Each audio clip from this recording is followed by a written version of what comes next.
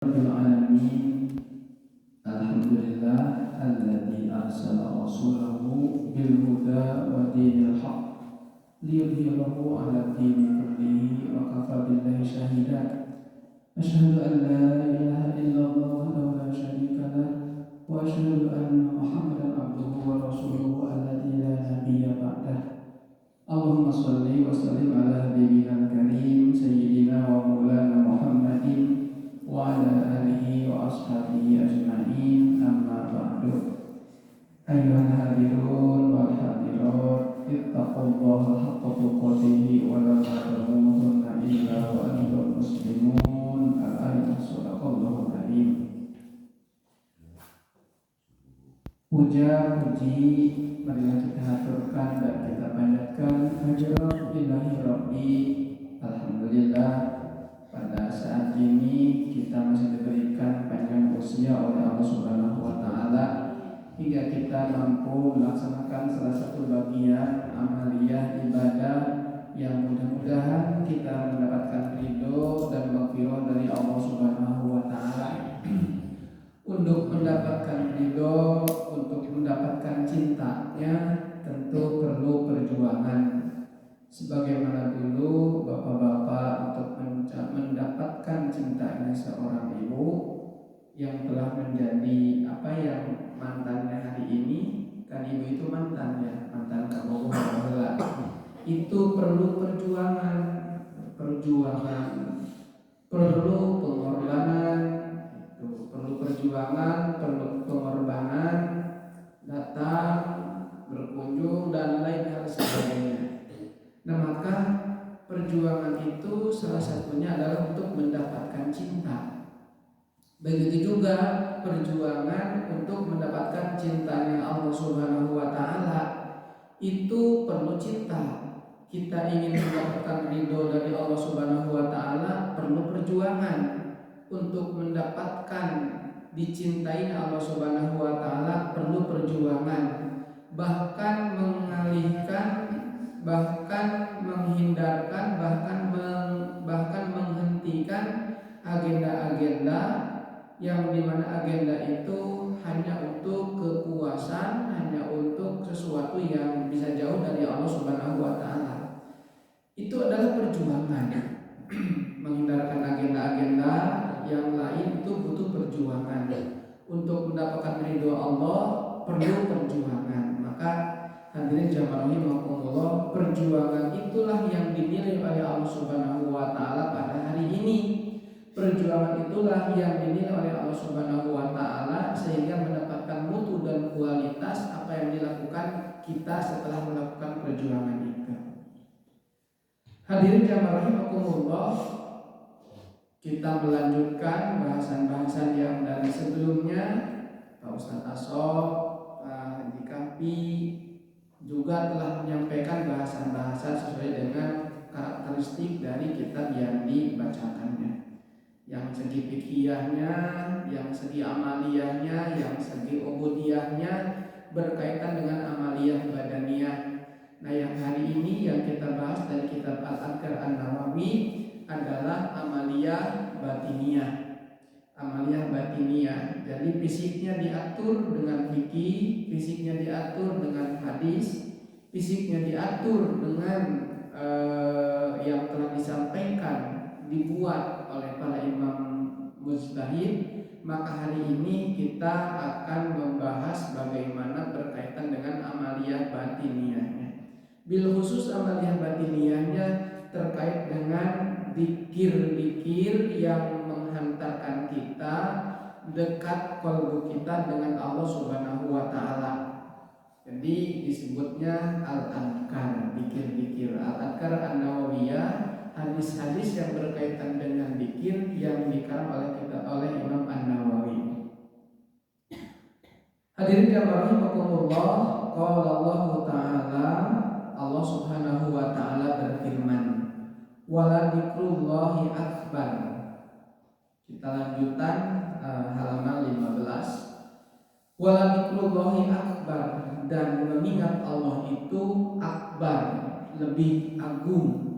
Al-Ankabut ayat 45. Di dalam syarahnya Dzikrullahi akbar al-masdar imam mudhaf ilal maf'ul wal fa'il mahdhuf. Wal makna yang dimaksud dzikir kepada Allah itu akbar, agung. Wal makna dzikrul abdi Allah akbar min kulli ma siwahu. Seseorang hamba Allah mengingat Allah itu lebih agung dari mengingat segala sesuatu selain Allah. Jadi kalau kita dalam perjalanan itu ingat kepada anak, wajar, tapi tidak akbar. Ingat kepada istri di rumah lagi apa ya, dalam perjalanan atau sedang safar atau sedang tugas luar kota. Tapi itu tidak akbar. Akan tetapi itu juga sama ingat anak, ingat istri. Makanya kan kalau dalam perjalanan ada spanduk di situ tertulis ingat anak istri menunggu di rumah, kan begitu ya, suka lihat kan ibu ya, anak istri menunggu di rumah. Nah, karena anak istri menunggu di rumah biasanya habis dicepatkan. Kenapa? Sebab kasihan gitu. Sebab kasihan, jadi buru-buru balik kita. Sebab anak istri mau menunggu di rumah, kasihan kan menunggu itu melelahkan ya. Jadi cepatkan gitu jalannya. Nah, maksudnya bukan itu. Tapi ketika anak istri mau menunggu di rumah, maksudnya hati-hati gitu, hati-hati, tong lompatan, tong gancang teuing gitu. Tong gancang teuing. Maksudnya itu. Nah, mengingat Allah itu akbar. Kenapa demikian bisa akbar? Berbeda. Kita ingat Pak Iwan waktu malam tadi, Pak Iwan belum tentu ingat saya. Itu bedanya. Saya ingat Pak Iwan apa Pak? Saya ingat Kang Taufik, misalnya Kang Taufik belum tentu ingat saya malam tadi, padahal saya ingat Kang Taufik. Tapi kalau misalkan kita ingat Allah, Kang Taufik ingat Allah, frekuensinya sama di situ. Nanti sama-sama ingat, nanti diberikan oleh Allah frekuensi yang sama. Itulah telepon, itulah sinyal. Itulah sinyal yang dimana kekuatan sinyal itu antara anak, antara istri, antara anak, antara ibu itu kuat. Kenapa? Karena frekuensinya yang sama.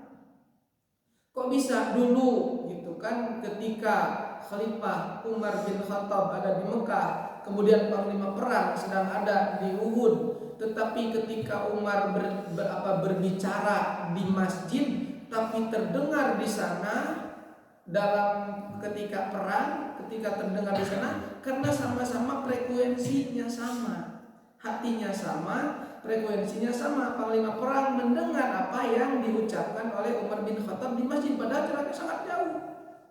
Kenapa bisa demikian? Kita juga sama. Kita buka telepon, kita telepon, kita tidak tahu sedang apa. Tapi ternyata kan bisa nyambung. Kenapa? Karena ada sinyal, ada frekuensi. Itu juga sama. Sinyalnya kepada Allah. Nanti Allah yang menyampaikan. Jadi sinyalnya sama-sama. Di sini ada sinyal, di sana juga ada sinyal. Dengan frekuensi yang sama, pasti nyambung. Gitu, pasti nyambung. Begitu juga ketika kita ingat kepada Allah, kenapa bisa akbar? Karena fadkuruni adkurkum. Kalau kita ingat kepada Allah dan itu akbar dan itu menjadi sebuah agung, karena kalau kita ingat kepada Allah, Allah ingat kepada kita. Itu bedanya. Nah, ingatnya kita kepada Allah, kemudian Allah ingat kepada kita, itu akbar. So, ingat kepada Pasang belum tentu ingat kepada saya. Nah, itu bedanya. Kalau ingat kepada Allah jadi ibadah. Allah ingat juga kepada kita. Kalau kita pengen mendapatkan pertolongan dari Allah, maka ingatlah kepadaku. Nah, makanya itulah kenapa sih dzikir kepada Allah itu akbar, mengingat Allah itu akbar. Di antaranya kan sholat itu, aqimis sholat lidzikri, dirikanlah sholat lidzikri, untuk mengingatku.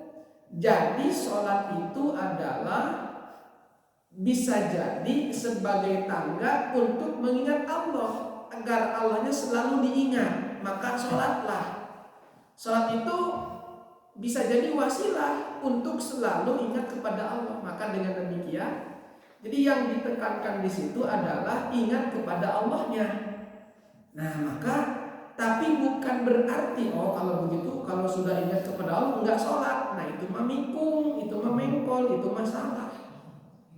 Sebab ada orang, saya makan sholat itu untuk mengingat Bu. Nah, itu mah tafsir otaknya, tafsir otaknya, sekehendak hawa nafsunya. Tidak demikian. Lebih baikkan siapa yang mengingatnya Allah daripada Nabi Muhammad SAW. Ya, Nabi Muhammad SAW, tapi tetap beliau melaksanakan syariat ibadah sholat. Itu akbar, itu agung. Kenapa bisa agung? Karena Allah ingat kepada kita. Fadkuruni adkurkum. Ingatlah aku, maka aku pun akan mengingat kalian. Luar biasa, hadirin jamaah rahimakumullah.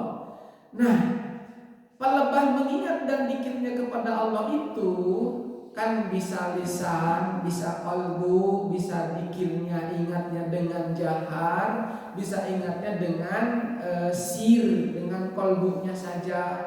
Kalau jasadnya, kalau tangannya belum bisa dikir pada Allah, kalau hatinya belum bisa dikir pada Allah, kalau lisannya belum dikir kepada Allah, kalau telinganya belum dikir kepada Allah, maka jaharlah. Kenapa demikian? Karena yang diucapkan ketika sholat kan itu, coba dengarkan bahwa di dalam sholat itu, sholat bacaan kita itu terdengar oleh telinganya sendiri, mendengarkan oleh telinganya sendiri. Ketika sholat terdengar dengan bacaan-bacaan itu dengan telinga sendiri. Wa yasma'a kalamahu, jadi mendengar kalam-kalam yang dia ucapkan. Itu untuk apa? Membantu seluruh anggota tubuh untuk ingat, untuk berzikir kepada Allah Subhanahu wa Ta'ala. Jadi tubuhnya diingatkan dengan apa? Dengan jahar, dengan keras, dengan keras. Kenapa sih dikirnya keras? Yang keras bukan dikirnya, bukan Allah wali, tapi qalbu kita lebih keras daripada itu. Bahkan qalbu kita asyaddu qaswah, lebih keras daripada batu. Hatinya bisa jadi membatu. Di omongan kitu teu bisa, di omongan kieu teu bisa, teas hese berat. Kenapa bisa dengan jahar begitu, dengan keras dikirnya? Karena hati kita bisa jadi lebih keras untuk bisa ingat kepada Allah Subhanahu wa Ta'ala. Nah, maka hadirin jamaah rahimakumullah, mengingat Allah dengan lisan, dengan tangan, dengan mata, terdengar oleh telinga, itu untuk melembutkan hati yang keras itu. Bagaimana hati yang keras itu? Kan dzikir kepada Allah itu diperintahkannya tidak ada batasannya. Tidak ada batasannya. Kapanpun kiaman wa qu'udan wa ala junubihim. Mau zikirnya kepada Allah dalam keadaan berdiri, mau dalam keadaan duduk, maupun dalam keadaan berbaring, itu kita harus selalu mengingat kepada Allah Subhanahu wa Ta'ala. Cuma nanti bisa dibedakan. Zikirnya, caranya ada yang jahar, ada yang sir.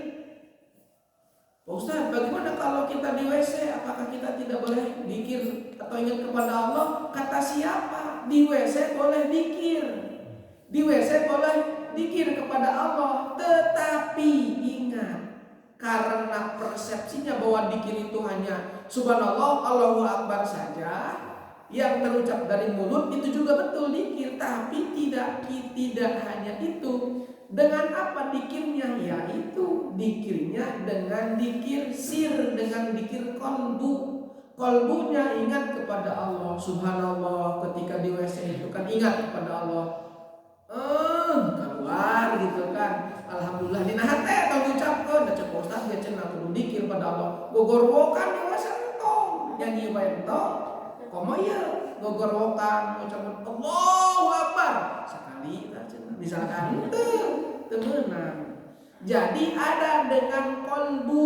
Masa di WC atau ingat ke Allah kudu ingat ke setan itu? Enggak. Makanya kan sebelum masuk WC juga ada doa. Masuk ke WC di setannya, setan di WC nanti hilang, berdoa. Ada doanya, Allahumma inni a'udzubika minal khubuthi wal khaba'ith. Itu doanya supaya apa? Ketika di WC dituntun, dibimbing oleh Allah Subhanahu wa taala, tidak lupa. Siapa tahu kan pas ketika ke WC tidak sedikit banyak orang yang meninggal. Teman saya masuk ke WC itu kemudian tidak ingat, jatuh, wafat. Banyak yang wafat jatuhnya di WC. Nah maka hadirin jamaah rahimakumullah, begitu pentingnya mengingat Allah ketika kita wafat sedang dzikir kepada Allah Subhanahu wa taala. Hatta tidur pun bisa dianggap dzikir. Bagaimana tidur yang dianggap dzikir? Ketika kita mau tidur, maka di situ kita niatan mau dzikir kepada Allah Subhanahu wa taala. Ketika mau tidur itu subhanallah, subhanallah terus aja sampai tidur. Tidurnya dianggap dzikir. Jadi tidurnya diniatan mau dzikir. Cenah ketika dzikir tidur itu mah bonus. Itu ketika Bapak Ibu kan niatnya kita kan mau ngaji. Ketika datang di masjid tidur itu makan bonus. Itu juga sudah mendapatkan pahala. Nah gitu. Tapi tidak diniatan. Pada sholat Jumat ke masjid supaya enak tidur. Tapi ke masjidnya niat tidur. Nah itu beda. Wala dzikrullahi akbar. Dzikir kepada Allah itu akbar. Kenapa bisa akbar? Bisa lebih agung, bisa lebih utama, bisa lebih baik dari yang lainnya. Karena kita ingat kepada Allah, Allah itu juga akan ingat kepada kita. Nah ini penting. Kenapa penting? Aktivitas kita bisa masak, bisa nyuci, bisa dagang, bisa keluar, bisa di mobil, bisa di motor, dalam hal ketika apapun, bahwa mengingat Allah itu harus selalu. Sebab termasuk orang-orang yang munafik kalau dzikir kepada Allahnya qalila. Innal munafiqina yukhadi'una Allaha wa huwa khadi'uhum. Wa idza qamu ila sholati qamu kusala wa la yadhkurunallaha illa qalila. Orang-orang munafik di antaranya la yadhkurunallaha, tidak ingat kepada Allah, illa qalila, kecuali sedikit. Jadi yadhkurunallah qalila, ingat kepada Allahnya sangat sedikit. Jadi orang munafik ingat pada Allah sangat sedikit. Maka kadang-kadang imannya berkurang. Kadang-kadang kalau imannya tidak ada, mencuri juga oke. Kadang-kadang kalau imannya tidak ada, bermaksiat juga oke. Kenapa? Bisa jadi masih termasuk orang-orang munafik. Kenapa? Yadhkurunallaha, ingat pada Allahnya qalila, sedikit. Ya kalau 1 kali 24 jam tidur kita bisa hitung. Ketika kita ingat hidup itu berapa lama kita ingatnya kepada Allah. Dan kalau hati yang ingat kepada Allah mah ketika nyuci juga itu dinikmati nyuci. Tapi lamun ilang hatinya tidak ingat kepada Allah, wah marah-marah. Hatinya yang tidak ingat atau lupa kepada Allah, wah pasti yang terkeluar kata-katanya itu pasti macam-macam. Ayah jaman teh ngomong sekali nyelekit karena hati teh. Kan dengar nanti ayah kita buaya. Itu teh nyelekit, sekali ngomong tapi nyelekit gitu. Itu tergantung kolbunya. Kenapa? Karena kolbunya tidak terbiasa diisi, dipenuhi dengan dzikrullah. Bisa kebayang wadah air yang kosong, tidak diisi airnya, molong wae kan kuluntrung kan gitu, ember kosong teh cenah kuluntrung. Tapi ember anu aya cairan maka tidak dengan kuluntrung. Ketika dialiri terus nama Allah di dalam kolbunya, ketika dialiri terus sinyal, pulsa. Jadi hati tadi pulsaan. Ketika ada pulsa, kalau hati tadi pulsaan, ada perintah dan panggilan Allah, pasti dia langsung bergerak. Jadi nyambung gitu. Ketika Allahu Akbar, nyambung. Karena hati teh. Karena nyambung, maka muncullah gerakan. Kenapa? Karena kolbunya terpenuhi dengan itu. Nah kalau tidak diisi dengan itu, erek sakumaha wae tulupan telepon gitu oge teu aya pulsaan mah bisa nyambung. Leres itu. Tah teh kudu dipulsaan. Qalbu kita pulsaan. Kunaon ku dikrullah. Sebab dikrullah akbar, lebih agung. Bisa bagaimana bisa lebih agung dari yang lain? Kalau kita yang lain tidak bermakna, ibu ingat suami belum tentu ingat ibu. Kita ingat tetangga kita belum tentu ingat kita. Di dalam perjalanan, di dalam pesawat, di dalam kapal, pesiar, di dalam mobil, kita ingat kepada tetangga. Ingat sih Pak Ustaz, kita kepada tetangga, tapi ingat teh tahu gitu kan, anu pe omongan ada omongkeun kan gitu kan, karena ingat ya Bu, terus Bu. So, kita ingat kan tetangga kita. Ingatnya apa? Diomongkan cirina. Ingat. Nah, tapi kalau ingat kepada Allah mah mungkin ngomong ke tetangga. Terus itu. Ingat kepada Allah.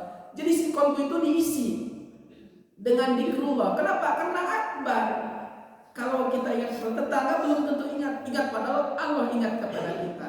Kemudian ta'arraf billahi fir raha, Imam Al-Ghazali, ta'arraf billahi fir raha ya'riful sidah, atau juga kalau tidak salah ini hadis. Ingatlah kepada Allah ketika kamu dalam keadaan senang. Ketika kita ingat pada Allah dalam keadaan senang, ya'rifallahu bisiddah, nanti Allah akan kenal kita ketika kita dalam keadaan syiddah, dalam keadaan susah, dalam keadaan payah. Maka dengan demikian, baik dalam keadaan bahagia hati kita ataupun dalam keadaan sedih hati kita, maka kita harus berusaha untuk mengenal Allah. Bagaimana mengenal Allah? Mengingat Allah ya dengan zikrullah, dengan qalbu. Ustaz, bagaimana sih kalau dalam qalbu? Bagaimana kalau sih di dalam dikit di dalam qalbu? Bisa. Allahu Allah, Allahu Allah, Allahu Allah di dalam qalbu. Terus begitu. Allahnya tertanam. Setiap hembusan napas, Allahnya selalu ada di dalam qalbunya. Jadi ketika Nabi Musa itu diudag-udag oleh Firaun dan bala tentaranya, itu enggak berdoa pada Allah lama, enggak begitu. Oh lama aku menang manten kan ke Firaun. Kenapa langsung dijawab doanya? Qalbunya sudah bersambung dengan Allah Subhanahu wa taala. Rasulullah SAW socanya tidur, socanya qalbunya dia tidak tidur. Matanya tidur tapi qalbunya dia bersambung selalu dengan Allah Subhanahu wa taala. Itu Rasulullah. Itu kan Rasulullah juga manusia, ada alat basyariahnya yang bisa kita ikuti, yang bisa kita jalani. Nah maka hadirin jamaah rahimakumullah, kalau qalbunya sudah ada sambungannya, sudah ada sinyalnya, apapun yang diucapkan, apapun yang digerakkan, insya Allah akan penuh hikmah, arif dan kebijaksanaan. Itu saya tamanya lah berdes nyarios temani Allah nih genah gitu nya teu picarekeun cariosanana teh. Kenapa? Karena qalbunya dituntun. Nya ku si tetangga eta mah meni alhamdulillah karasa teh nya. Meni sejuk teh kadengan kakelan geus ngomong teh. Kenapa? Karena qalbunya ada Allahnya. Ada Allahnya. Berbeda kalau di dalam qalbunya penuh dengki, di dalam qalbunya penuh iri. Balik pengajian teh, wah jadina teh rame. Jadi nate sudon kabatur teh. Sebelum pengajian, sebelum ikut kajian, aku tuh orang yang banyak dosa. Sebelum pengajian, sebelum ikut kajian, aku teh harus banyak tobat. Ikutan ya pengajian, banyak dosa tobat. Nah, hari ke setengah pengajian, hari beres pengajian, kamu dosa, kamu bid'ah, kamu syirik. Wah, itu mah jauh. Sudah bagus hijrah, tetapi belum selesai. Harus dituntun qalbunya. Jadi hari penuh hikmah, penuh bijaksana. Kalau qalbunya selalu diisi. Apalagi di dalam sholat itu sudah jelas. Fisiknya menghadap kepada Allah, fisiknya menghadap ke Ka'bah, batu, qalbunya menghadap kepada Allah Subhanahu wa taala. Itu kalau di dalam sholat. Maka penting qalbu itu kita urus, maka penting qalbu itu kita isi, maka penting qalbu itu kita berikan nutrisi agar selalu ada sinyal, selalu penuh. Jadi kalau selalu penuh, selalu terisi, kapanpun dimanapun Allah memanggil, kita akan mendengar itu. kita akan dibangunkan oleh Allah, kita akan dituntun oleh Allah. Itulah kenapa dzikrullahi akbar gitu. Kenapa dikir kepada Allah akbar? Manfaatnya banyak. Allah memberikan pertolongan, Allah tidak meninggalkan kita, Allah menuntun kita, Allah membimbing kita, dagangnya barokah, rezekinya barokah, kerjanya barokah, yang dilakukannya barokah. Kalau kolbunya sudah bersambung, kalau kolbunya ada pulsanya, kalau kolbunya ada Allahnya, itu. Kenapa sih itu akbar itu? Karena itulah bisa lebih besar manfaatnya daripada madaratnya.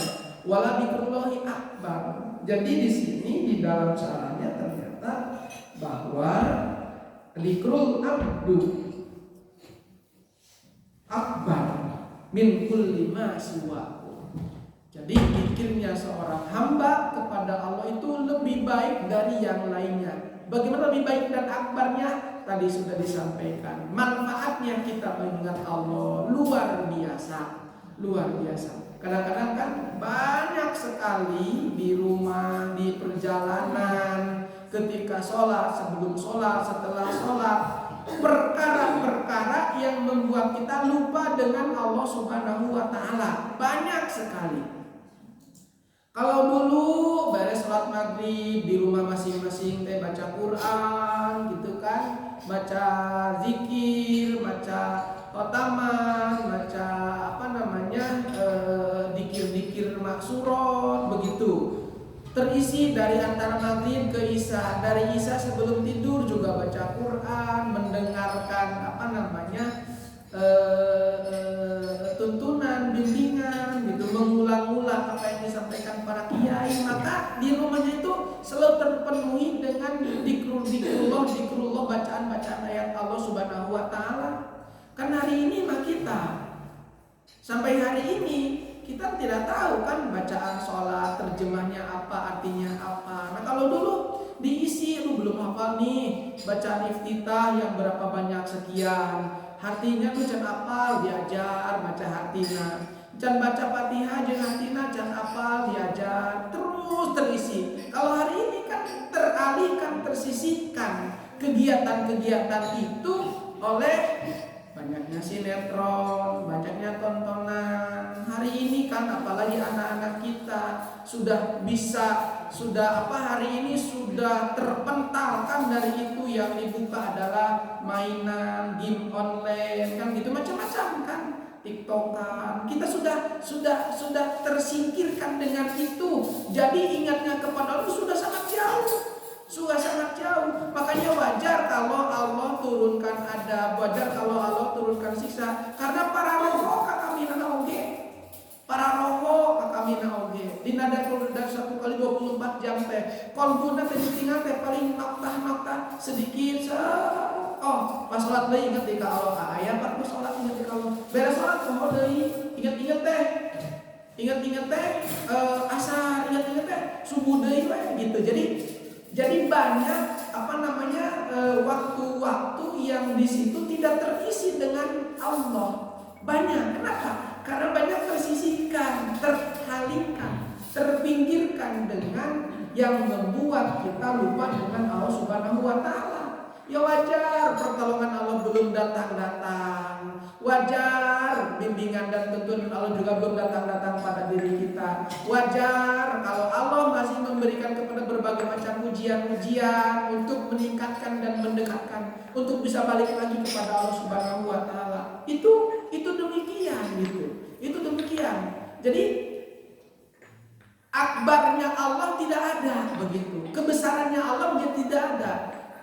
Karena banyak waktu-waktu yang tersingkirkan, sehingga termasuk tadi bisa jadi kita termasuk salah satu bagian daripada ciri-ciri orang yang munafik. La yadkurunallaha illa qalila. Dikir pada Allahnya qalil, sedikit. Dikir lisan, balikan sholat, ketika sholat ada dikirnya, beres sholat wiridan, setelah beres wiridan kemudian berdoa, setelah itu ngobrol deui nu sejen deui lupa deui jeung Allah. Ingat aya dan tapi eta ge alhamdulillah. Maka dengan demikian tuntunan kita menanamkan Allah di dalam kalbunya. Makanya kan Rasulullah SAW dalam riwayat itu ada ketika Rasulullah itu bersama saudara sesusunya, dibelah dadanya, dibersihan dengan ilmu hikmah di dalam kalbunya, diisian Allah. Ada yang hikayat, ada yang apa ya, salah satu riwayat ketika Rasulullah mau mau Isra Mi'raj, dibersihkan dulu dadanya, diisi dengan ilmu dan hikmah, diisi dengan Allah gitu, diisi dengan Allah. Nah, salah satu bagian menafsirkan bahwa ketika Rasulullah SAW mendapatkan wahyu, najala bihi ruhul amin ala qalbika, telah datang, telah turun ruhul amin, malak Jibril membawa wahyu kepada Rasulullah SAW. Najala bihirul amin membawa ala qalbika. Apa yang dimaksud kepada qalbi, kepada qalbunya Rasulullah SAW itu Iqra bismi rabbikal ladzi khalaqal insan. Apa yang ditanamkan, apa yang diikrarkan kepada Rasulullah SAW? Ismu rabbik, nama Tuhanmu. Siapa nama Tuhanmu? Allah. Qul inni anallah. Allah lah yang ditanamkan di dalam kalbunya. Itu. Jadi makanya kalbu ini menjadi salah satu yang spesial. Tapi kalbu lagi-lagi bukan hati. Nah, ingat Bapak Ibu, kalbu bukan hati. Kalau hati dalam bahasa Arabnya adalah al-kibar, al-kibdun. Kibdun itu hati. Kalau kalbu bukan hati. Dalam bahasa Inggris hati itu adalah he. Maka lamun di dalam bahasa Sunda jalma nyeri hate ra dicengklak mana gitu kan, dicengklak mana raheut gitu kan, sakit hati kan. Nah, kalbu dimensinya bukan hati yang bentuknya fisik, tapi kalbu dalam Ihya Ulumuddin ada kalbu, ada ruh, ada akal, ada nafsu. 4 dimensi itu dimensinya abstrak. Nah, dimensinya abstrak. Jadi itu tidak nampak, tidak terlihat, tapi lebih kepada fungsional. Nah, kalbu itulah Allah melihat kepada kita. Yang digapak oleh Allah, kalbu itu yang ada di dalam jiwa, di dalam dada kita. Kalbu itu yang dilihat, yang diperhatikan oleh Allah. Kenapa? Ida soluhat sa'iru amali, wa ida pasadat sa'iru amali. Kalau kalbunya itu baik, maka akan menuntun gerakan-gerakan yang lain, gerakan tangan, gerakan kaki, gerakan lisan, gerakan yang lain-lain itu kepada gerakan yang baik. Tapi kalau kalbunya rusak, maka gerakan pika keuleuh batur, omongan pika keuleuh batur, pinyerieun hati batur. Yang dilakukannya, yang dikerjakannya pi omongan wae batur. Kenapa? Karena kalbunya itu tidak digapak, kalbunya itu tidak ternutrisi, tidak teraliri dengan energi-energi di mana dia langsung komunikasi dengan Allah Subhanahu wa taala. Tetap di dalam sholat pun kalbunya menghadap Allah Subhanahu wa taala. Di luar sholat juga sama, kalbunya menghadap Allah Subhanahu wa taala. Itulah yang masih terancam di dalam dengan fawailul lil musallin, celaka. Wail itu bukan neraka wail, dan ternyata tidak ada neraka wail, tapi wail itu adalah celaka. Kecelakaan bagi orang yang sholat ang sholatihim, bukan pi sholatihim, tapi kalimatnya ang sholatihim. Jadi kalau ang itu lil budi maknanya jauh, setelah tinggal sholat, beres sholat dia lupa sahun kepada Allah Subhanahu wa taala, sahun. Maka hadirin jamaah rahimakumullah, di dalam tafsir Al-Jailani, Syekh Abdul Qadir Jailani memaknai kalimat di dalam ayat ghairil maghdubi alaihim siratal ladzina alaihim ghairil maghdub.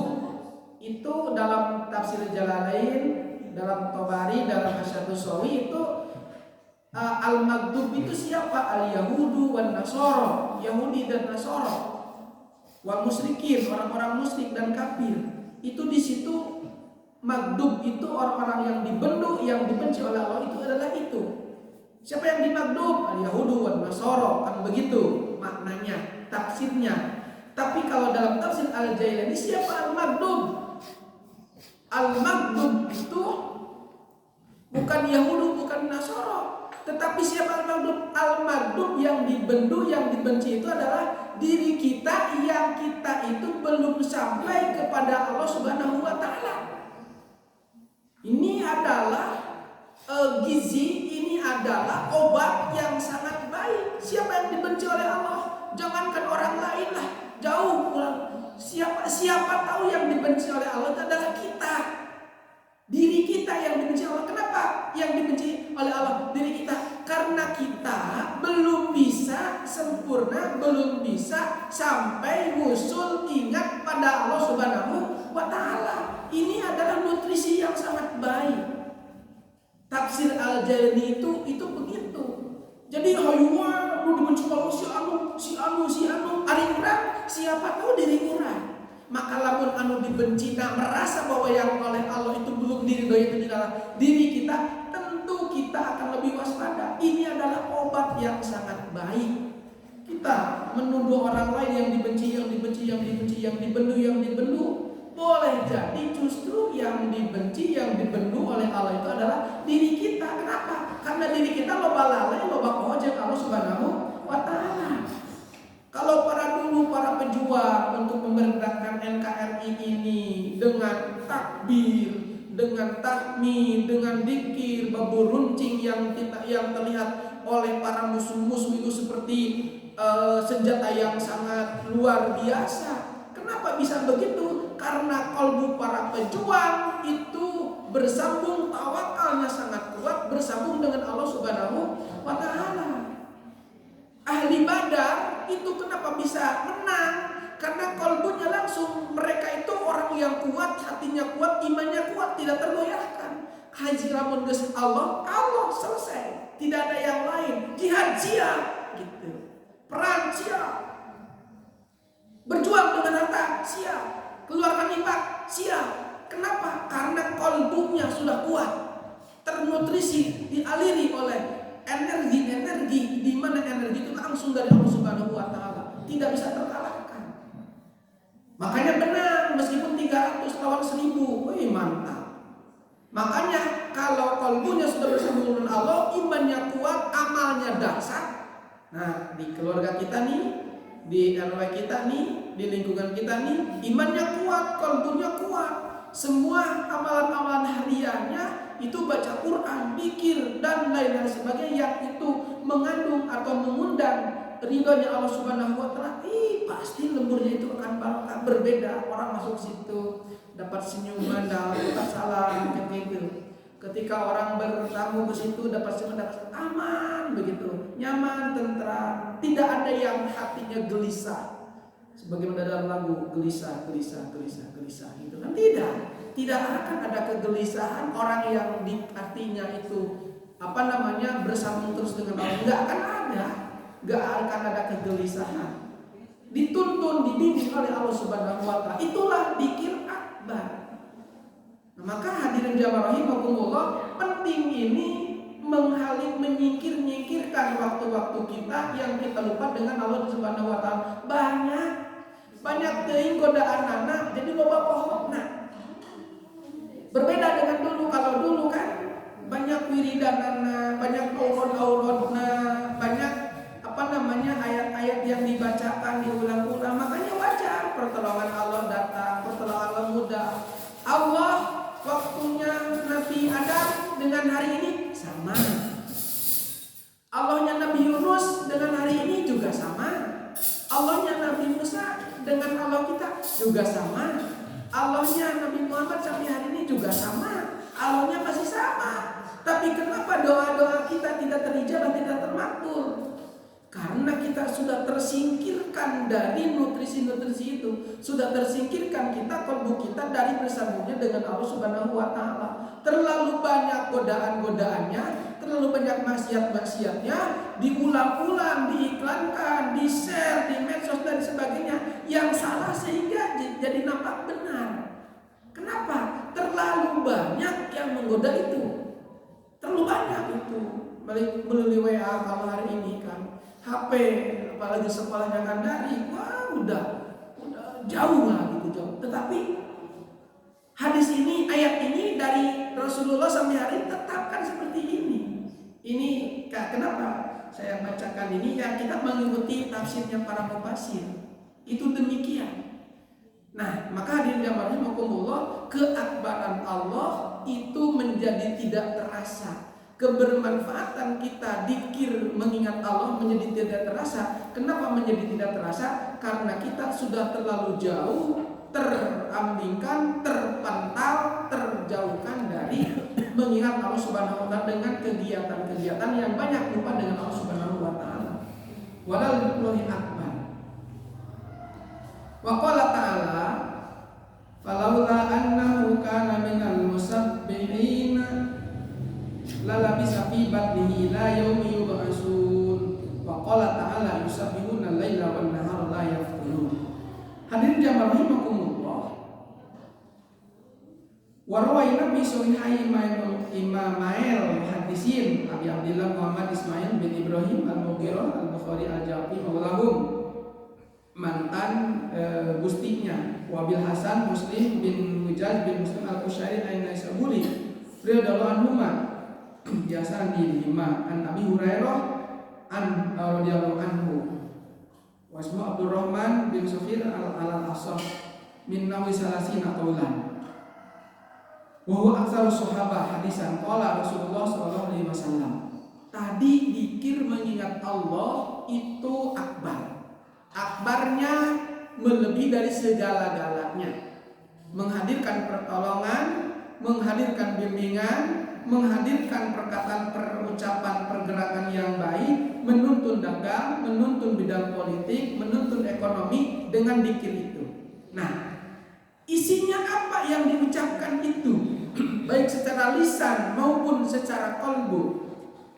Maka di sini Rasulullah SAW telah mengajarkan keutamaannya tadi akbar zikirnya, apa yang diucapkan sehingga akan terasa akbar itu. Maka Rasulullah SAW di sini menyampaikan kalimatani khafifatani alal lisan, saqilatani fil mizan, habibatani ilar rahman, subhanallah wa bihamdihi subhanallahil azim. Di antaranya banyak. Sebab kan ini hadisnya kumpulan al-adkar al-adkar, kumpulan tentang hadis tentang zikir. Nah, yang membuat kita menjadi akbar itu Rasulullah mengajarkan dua kalimat yang khafif, yang mudah, yang ringan. Nah, yang mudah, yang ringan. Ternyata hadisnya ternyata ini ya. Hadisnya ternyata ini. Khafifatani ala lisan, mudah, ringan menurut lisan. Kalau mengucapkan apa yang mengucapkan yang mudah itu? Subhanallah wa bihamdihi subhanallahil azim. Ibu senang zikirnya dengan itu setiap di dalam qalbu, di dalam lisan, tinggal dilakukan. Ternyata ini hadisnya. Subhanallah wa bihamdihi subhanallahil azim. Subhanallah wa bihamdihi subhanallahil azim. Dua kalimat yang diucapkan itu subhanallah wa bihamdihi subhanallahil azim. Dua kalimat ini adalah dua kalimat zikir. Dua kalimat pengingat kita memenuhi relung-relung qalbu kita dengan Allah Subhanahu wa taala. Sebab kan akbar zikir pada Allah itu. Nah, kalimat tadi khafifatan di dua kalimat ini adalah ringan. Alal lisan, karena lisan ringan. Tapi yang ringan menurut lisan ternyata saqilatani fil mizan. Ini nanti pahalanya akan memberatkan terhadap timbangan di akhirat. Kalau timbangan amal yang lain misalnya 10, tetapi ada kalimat zikir ini jadi nambah jadi 100. Misal, ternyata amalan ini bisa memberatkan timbangan. Jadi kalau amal kita nanti di akhirat itu, aduh kita sholat 5 waktu, loba ketinggalan berjamaah,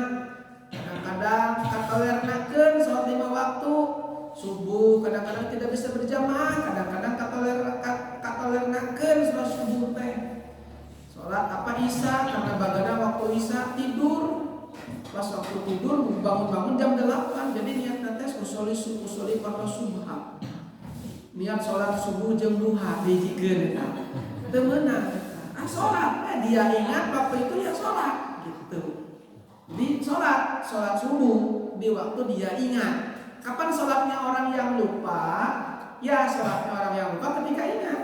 Dia ingat sholat lohor teh karena sudah berjuang, misalkan tidur di jam 8 pagi, udang-udang jam maghrib di sana. Ya sholat maghrib, sholat asar qadha, sholat lohor qadha di waktu sholat maghrib. Gitu enggak. Oh, nages kaliwat tah kan bae teu sunat entong gitu. Rasulullah oke.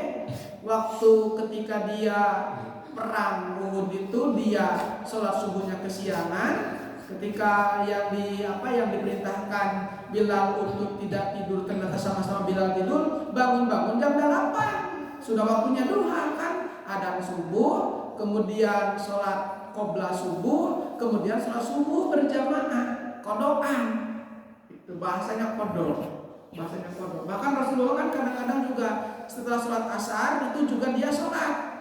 Kenapa ya Rasul setelah asar sholat atau ada sholat lagi? Rasul menyampaikan enggak, aku itu kodok sunat tadi sebab aku tadi tidak sunat, tidak sunat maka dikodoan. Tapi tadi untuk itu didawakan sakit tuh. Jika Rasulullah Sallallahu Alaihi Wasallam berkaitan dengan sholat tahiyatul masjid, kan Rasulullah menyuruh untuk sholat tahiyatul masjid kalau kita masuk masjid. Rasulullah dalam hadisnya yang disampaikan Ustaz Adi Hidayat kan Rasulullah tidak melakukan sholat sunat tahiyatul masjid karena rumahnya Rasulullah di masjid. Tapi ketika sahabat datang ke masjid, Rasulullah menyuruh untuk sholat tahiyatul masjid. Jadi tidak setiap sunat itu dicontohkan Rasul, tidak. Rasulullah kan dia juga berajab, kalau aku ada usia maka aku akan puasa tanggal 9-10 bulan Muharram. Tapi kan Rasulullah tidak melakukan itu. Jadi tidak setiap yang dicontohkan Rasul itu tidak ada dalilnya. Tidak, karena tidak semua itu termasuk sholat sunat, termasuk sholat Senin Kemis kan kadang-kadang kesunahannya tidak terhenti sampai kiamat. Kemudian Rasulullah SAW juga ketika sholat qobla duhur, kemudian ba'da duhur tidak selalu dilakukan. Kadang-kadang ada yang kadang-kadang ditinggal, itu tidak selamanya. Tetapi kan kesunahannya tidak terhenti di situ. Puasa Senin Kemis ketika tidak dilakukan Rasulullah beberapa waktu kan kesunahannya tidak terhenti, tapi terus kesunahannya berlaku sampai hari kiamat itu. Maka di zaman Allah itu tidak terhenti di situ. Kalimatan khamifani subhanallah wa subhanallahil azim. Bahkan hadirin jamaah rahimakumullah, dua zikir ini, kalimat subhanallah wa bihamdi subhanallahil azim, ini menjadi berat dalam timbangan. Timbangan di akhirat itu tentu adalah timbangan amal yang dicatat tiap hari oleh malak raqib dan atid. Kebaikan kita dicatat, kesalahan kita juga dicatat. Setiap hari Kamis, 1 minggu 1 kali itu catatan amal kita itu dilaporkan kepada Allah Subhanahu wa taala. Makanya ketika dilaporkan, itulah Rasulullah kenapa dia itu saum Kamis, salah satunya itu karena senang ketika amalku nanti pada waktu malam disampaikan catatan amalku, bukuku disampaikan kepada Allah Subhanahu wa taala, di situ aku sedang beribadah, aku senang itu. Nah, kita mah sholat sunat, misalkan kadang-kadang ketinggalan wiridan, kadang-kadang terhusu, atau minimal dengan membaca 2 kalimat ini, insya Allah nanti di akhirat, di mizan, yaumil mizan, di hari-hari pertimbangan itu memberatkan timbangan. Tiap hari banyak dosa, tiap hari banyak dosa. Kadang-kadang pengobatan anak kan jarang. Hari niat dosa setiap detik kita berdosa, tapi tobat pahalanya jarang. Nah, maka 2 kalimat ini mudah-mudahan bisa jadi itu akan menghapus dosa yang tadi, kemudian menjadi berat timbangan kita nanti di akhirat. Kalimatan khafifatani. Kenapa? Karena dzikrnya akbar. Fil mizan, saqilatani fil mizan, habibatani ilar rahman. Tuh, dicintai dua kalimat ini, dicintai oleh Allah Subhanahu wa taala. Allah cintanya kalimat itu. Kita untuk mendapatkan cinta, ya kita mengikuti apa yang dicintainya. Allah cinta itu, kita juga sama mencintai itu. Nanti Allah akan cinta pada kita. Allah mencintai Rasul, ya kita juga cinta kepada Rasul. Jadi sama-sama kita cinta Rasul, Allah cinta Rasul. Kita sama-sama diikat dalam satu cinta. Tuh, bukan malah cinta. Jadi diikat oleh Allah dalam keadaan cinta. Nah, jadi cinta. Maka cinta itulah yang diharapkan, cinta itulah yang akan menghadirkan kita keridhaan Allah Subhanahu wa taala. Habibatani ilar rahman. Dua kalimat, subhanallahi wa bihamdihi, subhanallahil azim. Subhana, maha suci Allah. Subhana itu mengagungkan sesuatu, mensucikan sesuatu selain daripada Allah. Subhanallah kalimatnya. Wa bihamdihi, dan kita memuji kepada Allah. Kalimatnya alhamdulillah. Isinya adalah menghaturkan pujian kita kepada Allah Subhanahu wa taala. Alhamdulillah, misalkan mengucapkan itu isinya adalah mengagungkan, menghaturkan pujian kita kepada Allah Subhanahu wa taala. Allah itu senang kalau dipuji. Senang Allah itu kalau dipuji. Kenapa? Karena memang Allah yang hak untuk dipuji. Allah itu senang ketika dibersihkan dari kesyirikan. Allah senang. Kenapa? Karena memang hanya Allah yang segala-galanya. Allah itu senang juga disebut yang Maha Agung. Karena memang Allah Maha Agung. Nah, kita mengucapkan sesuatu yang disenangi oleh Allah. Subhanallahiladzim, subhanallah bihamdi. Allah lihat kita, seneng teh kajal mah eta mah. Kenaon jalma eta mah beli sok nyebutkeun wae. Kan kita juga sama. Lamun urang disebut-sebut ku batur kahadeanana anu dipika cintana, kita juga sama senang. Walaupun di situ tetap mengucapkan alhamdulillah. Dipuji senang kan? Ibu cantik, sama si suami sama bapak tadi disebut. Ibu cantik, ibu itu senang. Walaupun misalnya tidak cantik, tapi senang kan disebut cantik. So, ibu jelek nih, pasti ibunya kan laras itu bu. Laras, ibu disebut ibu ini jelek banget. Pasti kasinggung kan gitu. Punten-punten ibu ayah guru gitu ya, ayah guru ini pelajaran saja guru teh gendut. Bisa kalau abi guru teh gendut, tapi memang dia embungan disebut gendut ku babaturan anu anyar asup kadinya jadi guru disebut dah keluar di sekolah ibu gara-gara disebut gendut. Padahal memang gendut, tapi kan teu enak kan disebut gendut. Kadang-kadang jujur itu menyakitkan. Lalu ya Bu ya, jujur itu juga bisa kadang-kadang menyakitkan. Makanya bapak itu sering-sering memuji ibunya, nanti ibunya ini cantik gitu, mulai nyalahkan ibu. Nyalahkan kumaha, nyalahkan cermin baheula mah ya. Mamahna, ibuna baheula mah urang beli cermin teh HD, cermin ayeuna mah geus galoreng. Cermin ayeuna mah geus galoreng. Kenapa gitu cermin ayeuna jelek? Coba kalau kita lihat bercermin ya dulu cermin baheula mah urang aca teh ganteng kaset. Nah, geuningan cermin ayeuna galoreng kumaha gitu. Bercermin teh geus kalikut kitu. Mah goreng cerminan gitu. Nyalakan cermin gitu. Gitu. Nah, itu itulah gitu ya. Itulah seperti itu hadirin jamaah rahimakumullah. Memang jujur itu kadang-kadang menyakitkan. Tetapi ketika disebut yang senang ibu cantik gitu, walaupun udah usianya 60 tahun ternyata ibu masih cantik, senang disebut cantik gitu. Tapi kalau ibu goreng banget, nyeri hati. Pasti nyeri hati. Nah, Allah juga senang disebut-sebut sesuatu yang dicintai oleh Allah. Subhanallahiladzim, subhanallah bihamdihi, subhanallahiladzim, subhanallah bihamdihi. Di qalbu misalkan di jalan. Itu yang benar. Itu malaikat itu hadir menuntun. Bisik cilaka penjagaan ke malaikat. Kenapa? Allah ada di situ. gubernur, ada Pak Wali Kota lewat kan begitu. Itu kan digaidan gitu kan, kayak mobil polisi ditaruh kayak mobil kita di tukang, pejabat lewat. Ini juga sama, seorang hamba yang selalu zikrullah itu kok Allah dituntun, dibimbing, dijaga oleh malaikat, amin, dijaga oleh malaikat itu. Bisi cilaka, bisi jalaku, dia hamba sedang dicintai oleh Allah. Itu luar biasa. Jadi penjagaan cukuplah Allah menjaga itu. Kudu pakai dukun, kudu pakai, cukuplah Allah itu. Bahaya, apalagi dukun kemusyrikan.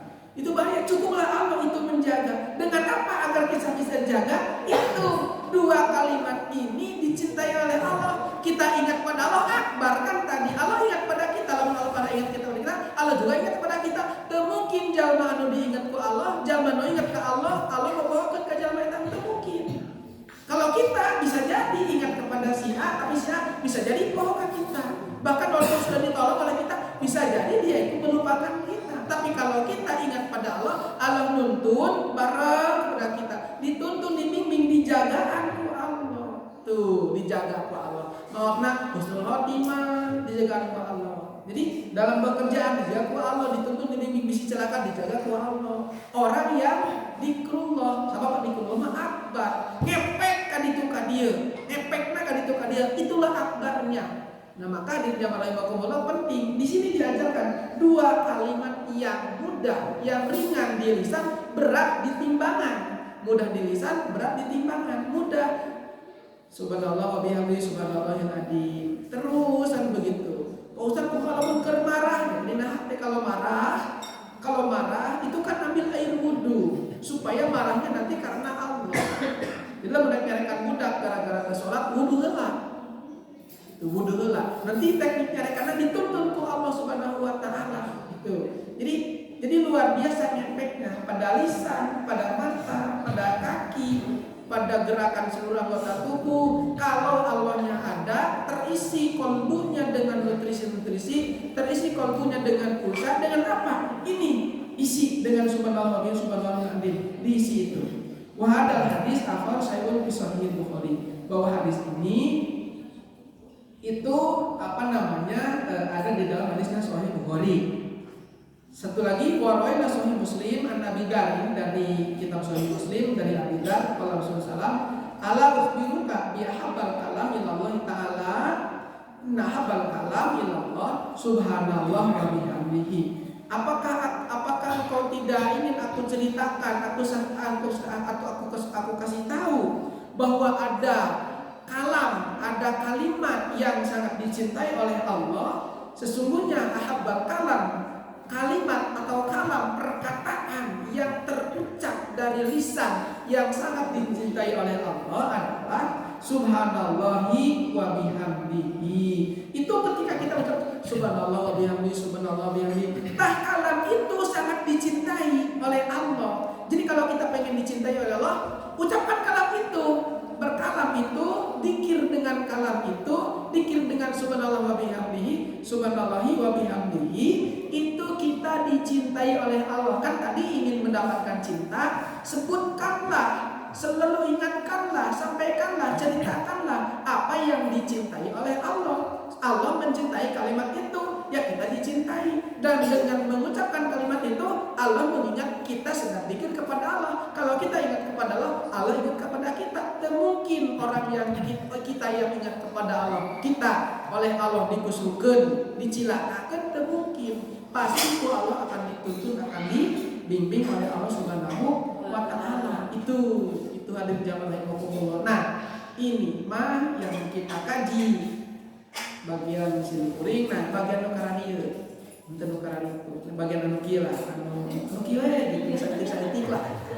Saeutik gitu, urang diajar ngeusian hati ku dikrullah di antara lapan yang bisa mengisi lorong-lorong kolbu kita, ringan di lisan tapi berat nanti ditimbangan di akhirat. Subhanallah wa bihamdihi subhanallahil adzim. Ternyata kalam yang lebih dicintai Allah oleh Allah, inna habal kalam ilallah adalah subhanallahi wa bihamdihi. Maka subhanallah wa bihamdihi, subhanallahil azim kita amalkan di dalam kalbu kita amalkan di dalam keseharian kita, melalui lisan mangga, melalui si kalbu juga mangga. Hadirin jamaah Allah, itulah yang menghantarkan kita pada cintanya Allah Subhanahu wa taala. Sebab akbar.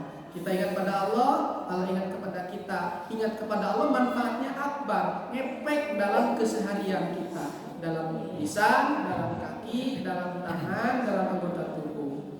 Hadirin jamaah rahimakumullah, ya kita cukup 2 hadis ini. Yang selanjutnya insyaallah hadirin jamaah rahimakumullah, mudah-mudahan pertanyaannya nanti bagian Pak Haji Abdul Muti ya pertanyaan.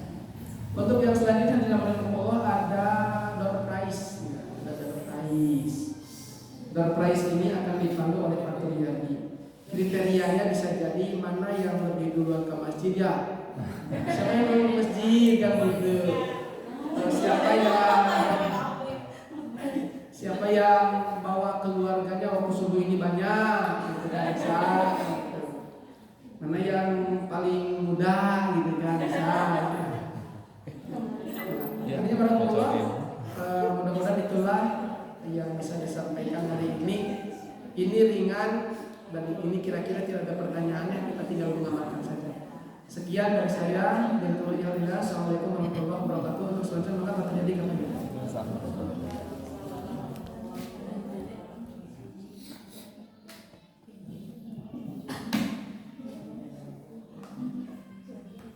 Ya, assalamualaikum warahmatullahi wabarakatuh.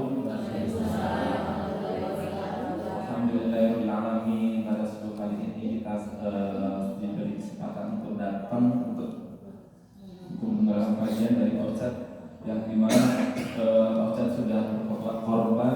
Beliau sebenarnya ada acara di sebuah hotel bintang 5 di Bandung, tapi karena beliau ada agenda di sini, beliau menyempatkan ini kita semua.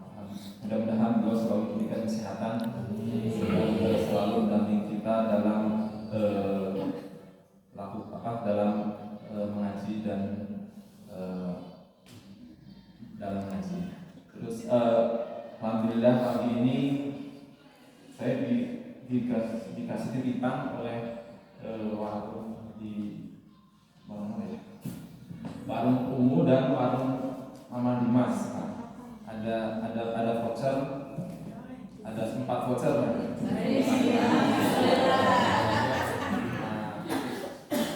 Ini salah satu yang support untuk kajian subuh ini, dan aku mohon juga untuk ibu yang sudah mensupport dengan menyiapkan hidangannya. Semoga Allah membalasnya dengan nah, selain itu juga saya ucapkan terima kasih pada bapak-bapak ibu-ibu yang sudah hadir di kajian ini, mendukung acara ini. Mudah-mudahan Allah juga membalasnya dengan yang baik pula.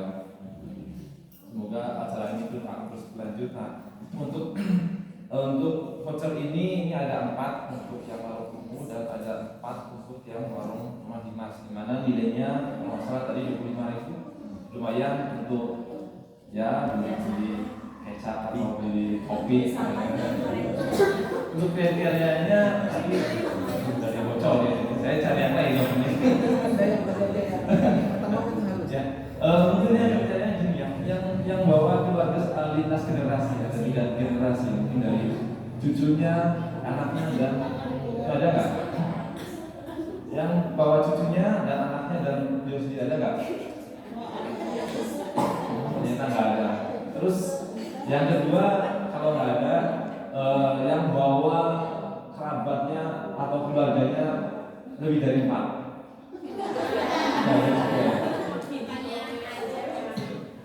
Kalau nggak ada lagi yang bawa 3, dia sendiri, istrinya dan anaknya. Ada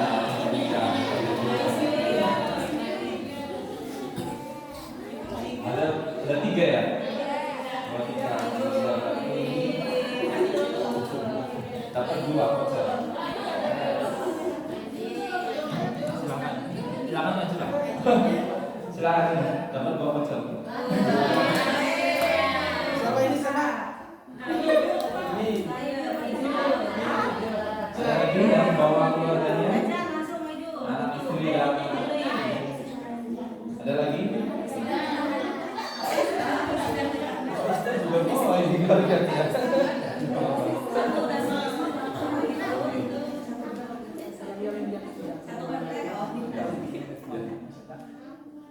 Ya ini masih ada anak Ustaz ini untuk yang bawa keluarga. Tadi Pak Ustaz ya bawa anak sama istri ya. Terus yang pertama kali datang tadi siapa? Ya. Sama yang pertama datang untuk bapak-bapak. Ada yang tadi. Saya lihat menyerahkan uang. Ini masih ada. Masih ada 3 lagi. Ada 3 lagi. Ini yang paling umurnya paling sepuh. Yang paling umurnya paling tua. Yang paling tua.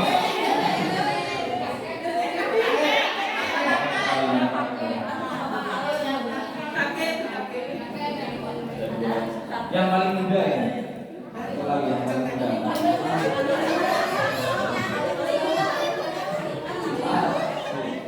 Ya ada, tapi udah apa ya? Sudah yang satu lagi.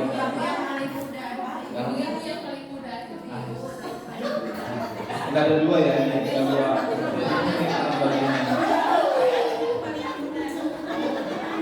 Tahu gini, apa dari pemerintahan yang paling yang datang dari ketua RW ada nggak? Ketua Ini. RW. Ini nih. Ini nih. Ada, ya. Itu ketua RT. Enggak. Beli kopi dibayar. Daripada tiap hari satu-satu mending sekali RT. Ini yang terus terakhir nih, yang paling jauh.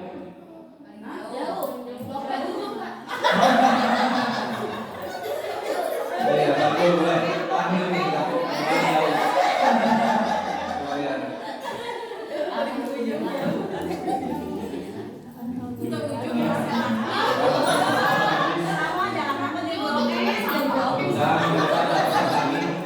Dan kriterianya mungkin sama. Yang tadi ada Pak ada yang sama. Jadi siap-siap saja kalau ada yang bawa keluarganya 4 uangnya kita prioritaskan. Mudah-mudahan ada masalah. Sekian, mudah-mudahan bermanfaat dan mudah-mudahan kelanjutan.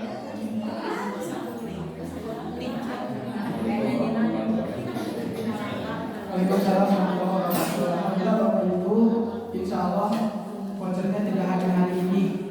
Mudah-mudahan hari ini berikut juga ada. Insya Allah kebagian semua mungkin ya. Nanti kriterianya nanti berbeda. Untuk hari ini mudah-mudahan ada manfaatnya dan didoakan oleh Allah Subhanahu wa Ta'ala. Sekian bila teman-teman wilayah. Assalamualaikum warahmatullahi wabarakatuh.